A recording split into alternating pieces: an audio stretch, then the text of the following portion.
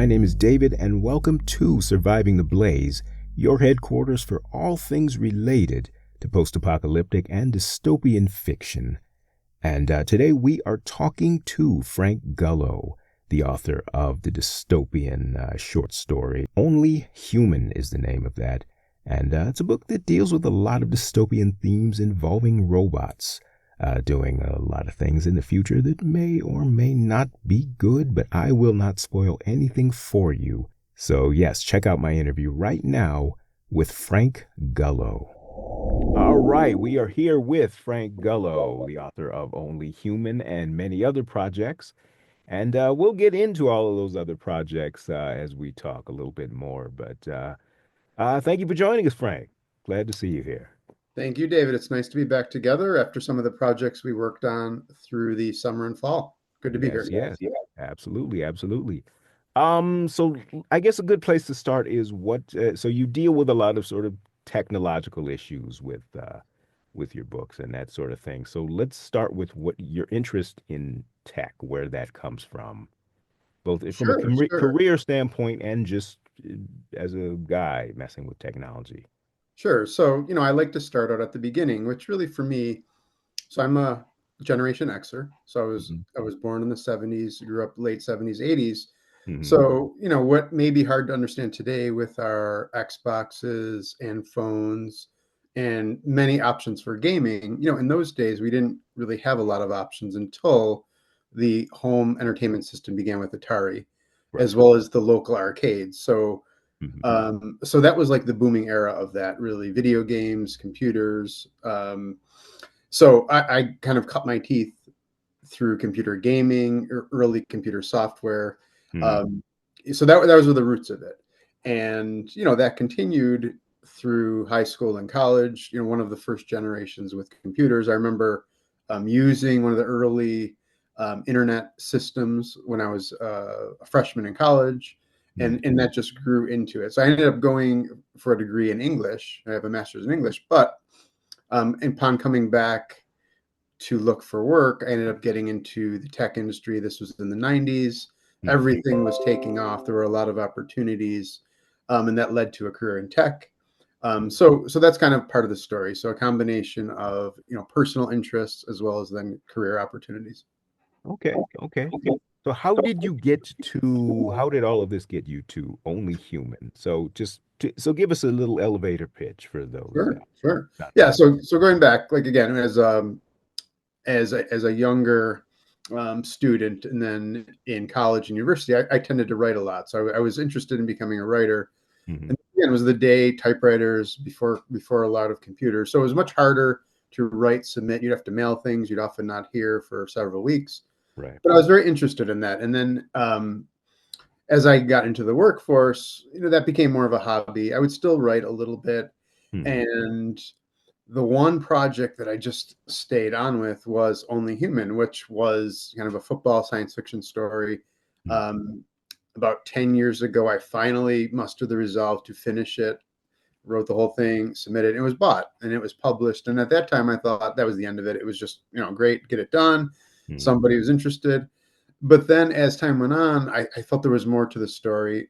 So what really it allowed is for me to, at that time, explore the world of Amazon, publishing, graphic tools, and you really understand as a creator how to create content.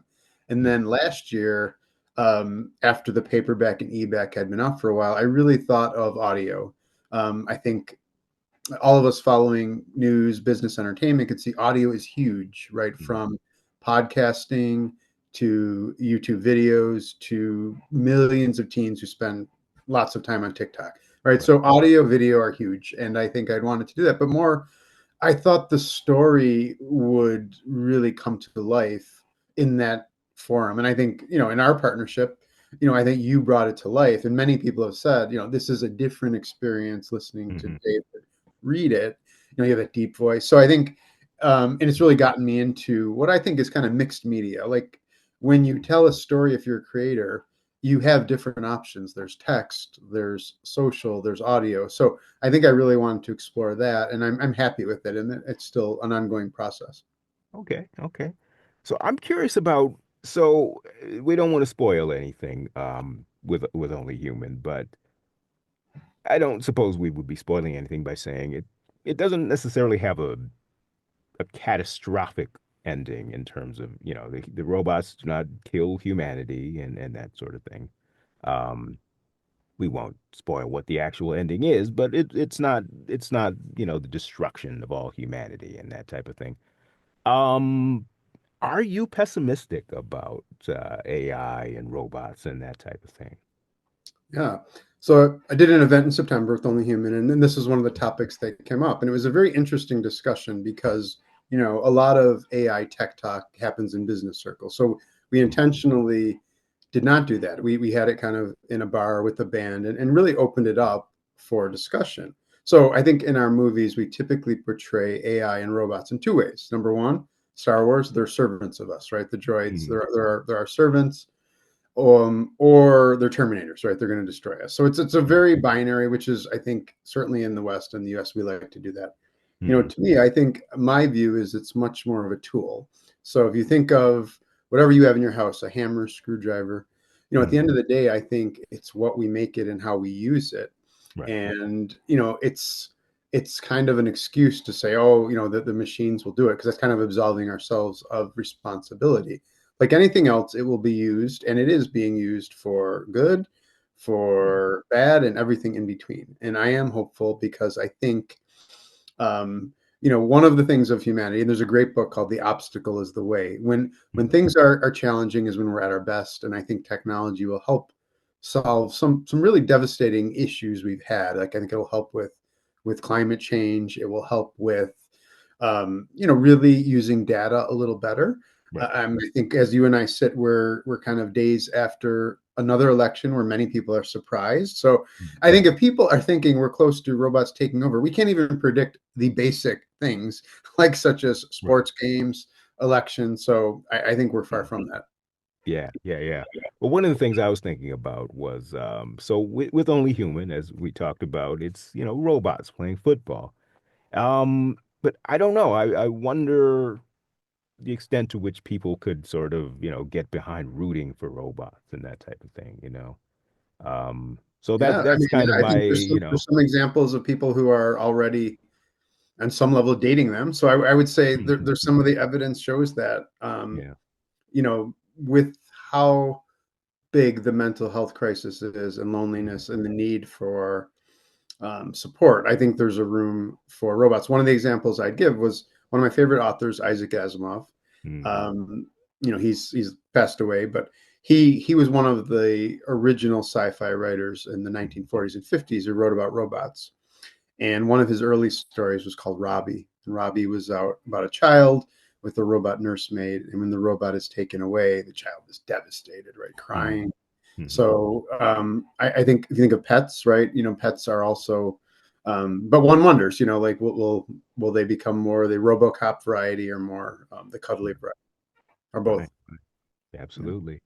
Um, so what's so we've talked a little bit about what kinds of projects you have coming up next. I think you mentioned a prisoner, some sort of a robotic, I guess an individual being held, being incarcerated by a robot. So tell us a little bit about where you are with that project.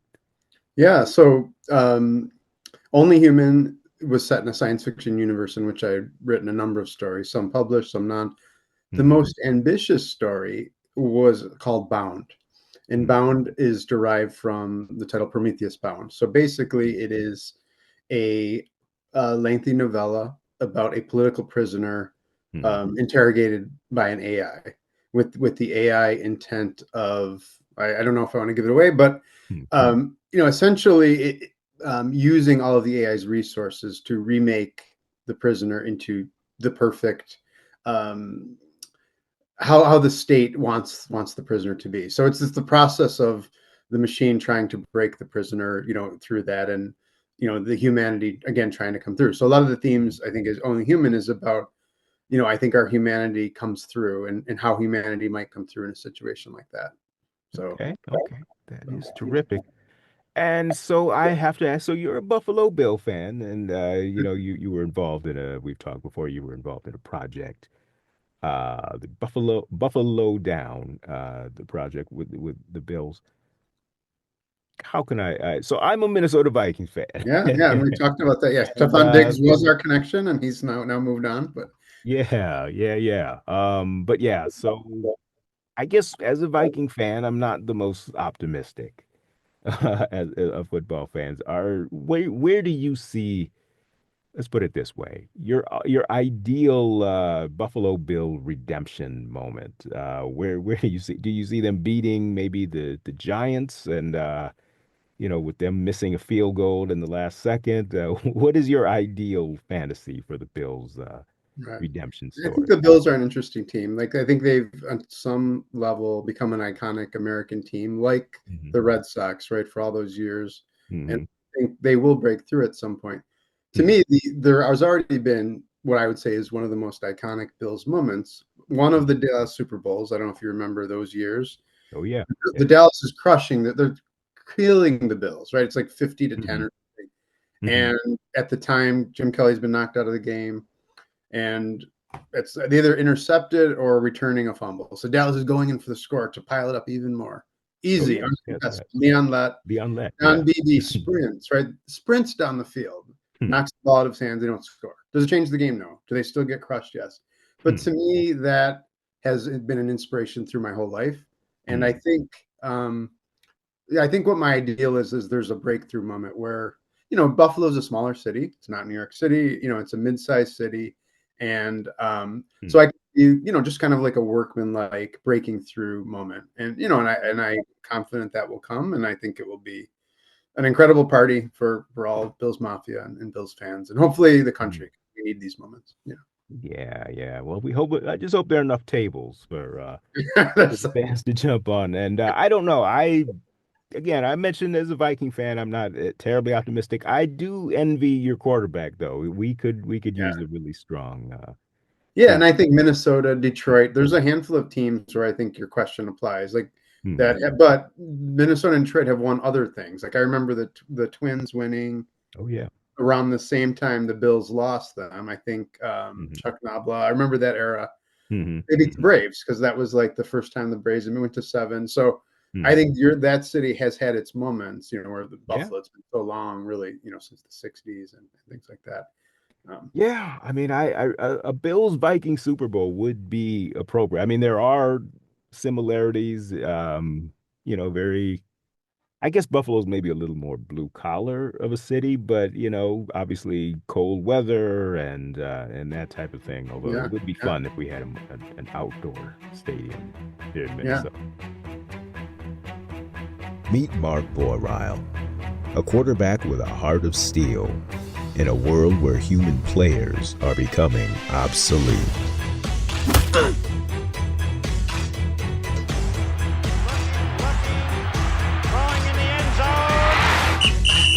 As humanoid AI robots dominate the field with their speed and strength, Mark refuses to be sidelined. He's on a mission to defy the odds and lead his team to victory. Your fear shows itself, quarterback. But in a league where machines reign supreme, Mark must harness every ounce of his humanity to outwit, outplay, and outlast the mechanical giants. I can still play this game, and I know I'm not done yet. There's no way for you to avoid numerous sacks and painful blows. Come on, offense, show me something. In the ultimate showdown between man and machine, only one thing is certain. This is a game where the stakes are higher than ever before. Experience the adrenaline-pumping action and heart-stopping drama in Only Human, a pulse-pounding science fiction saga that will leave you cheering for the underdog in a world ruled by robots. You ready, Mark?